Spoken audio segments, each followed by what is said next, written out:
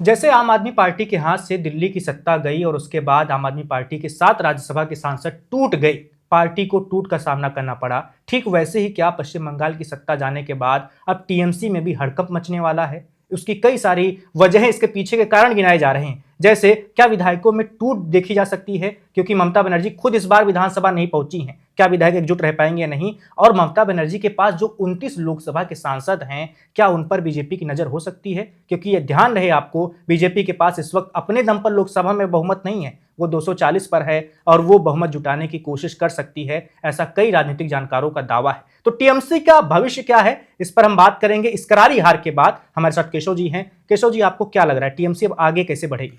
बिल्कुल वैभव, यह सवाल बहुत ही लाजमी है और क्षेत्रीय दलों का एक कह सकते हैं उनका ये दुर्भाग्य है या उनकी ये नियति है कि उनको अपना अस्तित्व बनाए रखने के लिए सरकार में बने रहना जरूरी होता है। आप कई सारे राज्यों के उदाहरण देखिए। पश्चिम बंगाल तो अभी नया नया इस फहरिस्त में शामिल हुआ है, लेकिन उससे पहले उत्तर प्रदेश की बात करें, देख लीजिए मायावती जी की पार्टी आज कहाँ है। बहुजन समाज पार्टी जी। एक समय में वो राज्य की सत्ताधारी पार्टी थी। वो 2 बार मुख्यमंत्री, बल्कि 3 बार मुख्यमंत्री बनी है मायावती जी। 4 बार रही हैं वो। हाँ, और उसके अलावा केंद्र में वो सरकारों की सहायक रही है। आज देख लीजिए उनके सितारे कहाँ हैं। पार्टी अस्तित्व के संकट से जूझ रही है। बिहार की बात कर लीजिए, राष्ट्रीय जनता दल की क्या स्थिति हुई, चुनाव दर चुनाव हारे। 1-2 चुनाव तक तो खैर पार्टी के लोग और परिवार के लोग, खास करके क्षेत्रीय दलों का एक और उनकी एक और व्यवस्था है, उनकी एक और ये मजबूरी है कि पार्टी और परिवार वहाँ पर दोनों एकाकार होते हैं। पार्टी परिवार की वजह से चलता है और चलती है, और परिवार पार्टी की वजह से चलता है। ये दोनों में अन्योन्याश्रय संबंध है। लेकिन पश्चिम बंगाल किस रास्ते जाएगा, यह एक यक्ष प्रश्न है। पश्चिम बंगाल में पहली बार तृणमूल कांग्रेस की हार हुई है। पहली बार मतलब जब से ममता बनर्जी सत्ता में आई। उससे पहले पश्चिम बंगाल में यह कोई बड़ी शक्ति के तौर पर नहीं थी। वहाँ पर वामपंथी पार्टियां वहाँ पर सत्ता में थी और कांग्रेस को तोड़कर ममता बनर्जी आई थी, तृणमूल कांग्रेस बनाई थी। और पहला जो चुनाव हुआ था उसमें भारतीय जनता पार्टी का साथ था उनको, बंगाल के चुनाव में भी और लोकसभा चुनाव में भी। तो वहां पर तृणमूल कांग्रेस को भी स्थापित करने में भारतीय जनता पार्टी की भूमिका रही है। ठीक उसी तरह जिस तरह से बहुजन समाज पार्टी को उत्तर प्रदेश की राजनीति में स्थापित करने में नेपथ्य से भारतीय जनता पार्टी ने भूमिका निभाई है। एंड फॉर दैट मैटर कई सारे पॉलिटिकल पार्टी को भारतीय जनता पार्टी ने एस्टेब्लिश कराया है, जिनमें से जेडीयू बिहार की एक और पार्टी है। यहाँ तक कि जेएमएम के साथ भी इनका गठबंधन हुआ है और झारखंड राज्य बनवाने में भी भारतीय जनता पार्टी की महत्वपूर्ण भूमिका रही है। बहुत सारे ऐसे उदाहरण आपको मिल जाएंगे। अब सवाल है कि आगे क्या। लोकसभा में भारतीय जनता पार्टी के पास एक निश्चित अभाव है जी। पश्चिम बंगाल की राजनीति में इनको प्रचुर बहुमत आ चुका है, तो विधायकों की खरीद फरोख्त, पार्टी तोड़ना यहां के लिए जरूरी नहीं है। और राज्यसभा में जो अब चुनाव होंगे वो तो स्पष्ट है कि भारतीय जनता पार्टी ज्यादा राज्यसभा सदस्यों को जिता सकती है। लेकिन आपने बिल्कुल सही निशाना लगाया है कि 29 सांसद जो हैं उनका क्या है। मुझे लगता है अभिषेक बनर्जी के ऊपर कुछ चार्जेस पहले से चल रहे हैं। अब जब Bharatiya Janata party commanding position में होगी तब उन पे क्रैकडाउन की संभावना हो सकती है। उनके ऊपर जो चार्जेस लगे हैं उनकी तहकीकात को तेजी दी जाएगी और उनको जो कानूनी चक्कर होता है उसमें जरूर उलझाया जाएगा। पार्टी में असंतोष पहले से था। अभिषेक बनर्जी को जिस तरह से ममता बनर्जी आगे बढ़ा रही थी, इससे नाराज होकर कई सारे लोग पार्टी छोड़ चुके हैं, तृणमूल कांग्रेस छोड़ चुके हैं। इनफैक्ट शुवेंदु अधिकारी भी उनमें से एक हैं।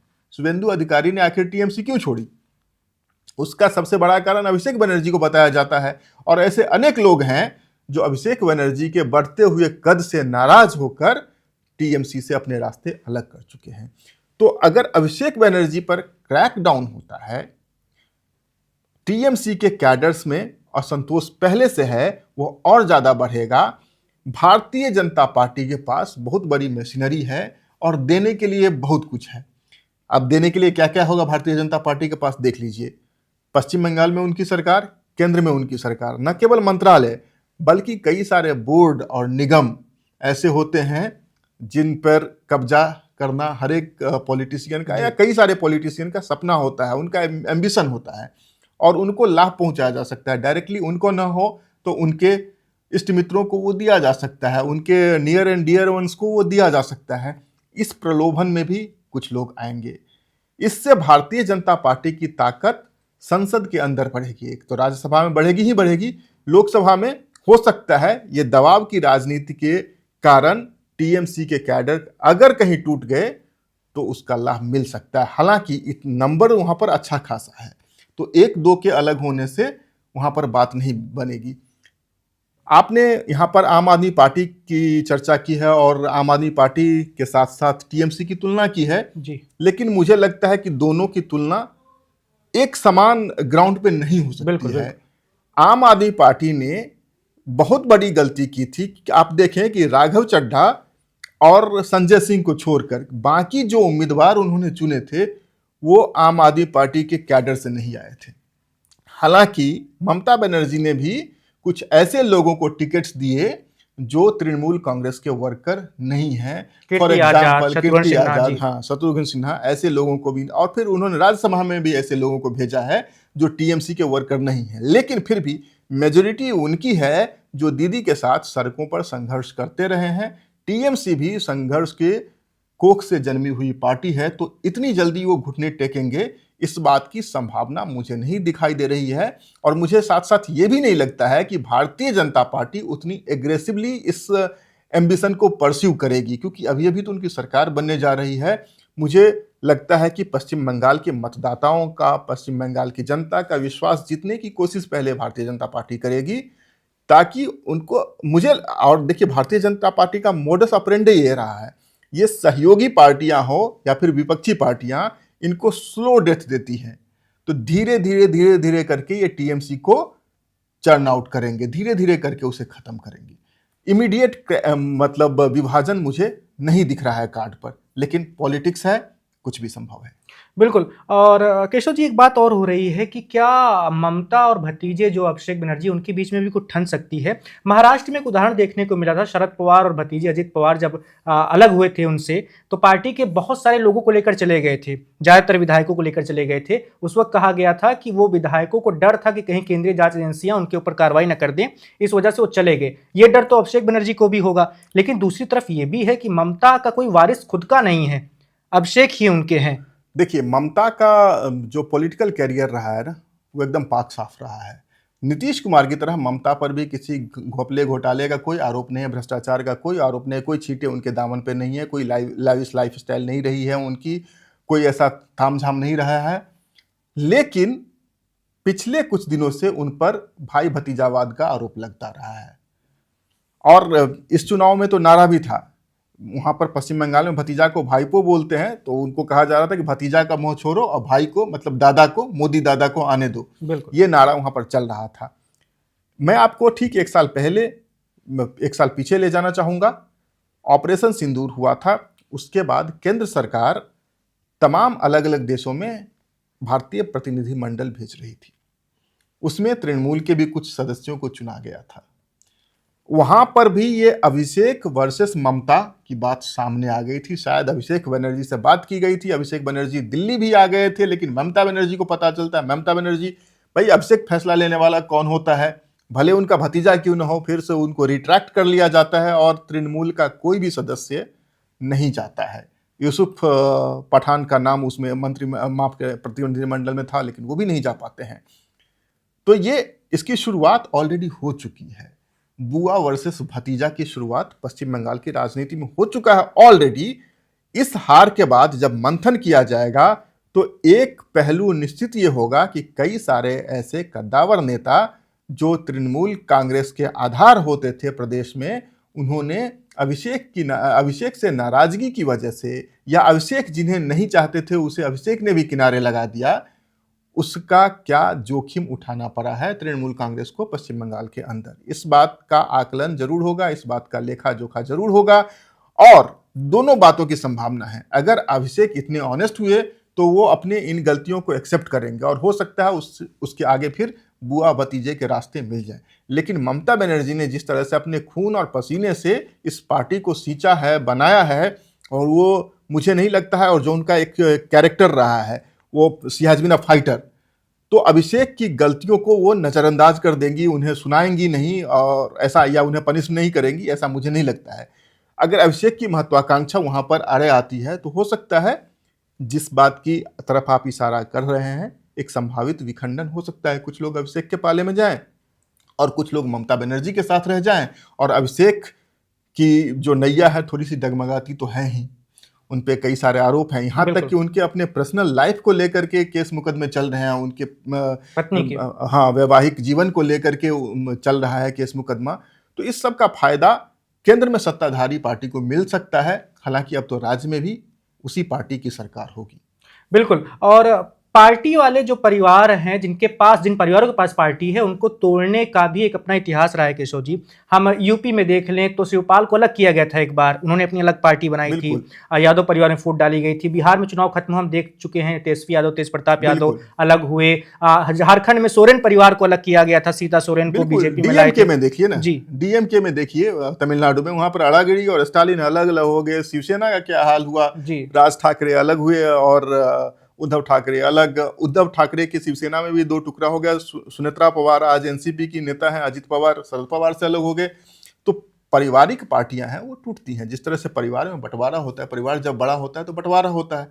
अगर आप पार्टी भी परिवार की तरह बना लेंगे, या परिवार को ही पार्टी समझ लेंगे, या पार्टी को परिवार समझें, ये अच्छी बात है, लेकिन परिवार को ही पार्टी समझ लें तो वो कुछ दिनों के बाद उसमें बंटवारा होगा। इन सबको अपना शेयर चाहिए। बिल्कुल। तो जिस तरह से अन्य प्रदेशों में हुआ, और समहाउ कहीं ना कहीं इन सभी जगहों पर, या ज्यादा से ज्यादा जगहों पर, इन पार्टी तोड़ने की पटकथा में भारतीय जनता पार्टी नाम का एक अध्याय जरूर होता है जी। हो सकता है कि पश्चिम बंगाल में भी जो पार्टी, जो रीजनल पार्टी के टूटने का जो स्क्रिप्ट लिखा जा रहा है, उसमें भारतीय जनता पार्टी भी अपना हस्ताक्षर करे।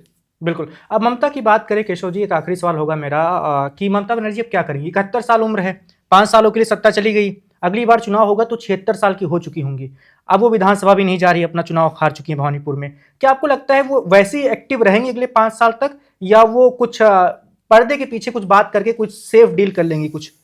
देखिए, मैं जहां तक ममता बनर्जी को समझता हूं तो मुझे नहीं लगता है कि वो किसी सेफ डील के लिए जाएंगी। हाँ, लेकिन बिना किसी पद पर रहे 5 सालों तक लड़ाई लड़ना बड़ा मुश्किल होता है। अगर आप किसी पद पर नहीं है तो फिर आपकी बात कौन सुनेगा, आपकी रणनीति को कौन समझेगा? और सबसे बड़ी बात है कि आपके पास वो मंच नहीं होता है जहां पर आप अपने विशेषाधिकारों का उपयोग कर सके। तो मुझे लगता है कि इसमें 2 बात हो सकती है। ममता बनर्जी लोकसभा या राज्यसभा का भी रुख कर सकती है। मुझे तो लगता है कि लोकसभा जाना वो पसंद करेंगी, क्योंकि वहां पर भारतीय जनता पार्टी की संख्या भी कमजोर है, वो डायरेक्ट उन्हें कन्फ्रंट कर सकती है। या फिर ये भी हो सकता है कि वो जो आप जिन 2 उपचुनावों की चर्चा कर रहे हैं, एक हुमायूं कबीर वाली सीट से और एक शुवेंदु अधिकारी की सीट से, तो हो सकता है कि बाई इलेक्शन में ममता बनर्जी वहां से चुनकर विधानसभा भी पहुंचे। और मुझे जहां तक लगता है कि अगर शुवेंदु अधिकारी नंदीग्राम की सीट छोड़ते हैं तो मेरे ख्याल से ममता बनर्जी वहां जाके दोबारा अपनी पोजीशन को जोखिम में नहीं डालेंगी।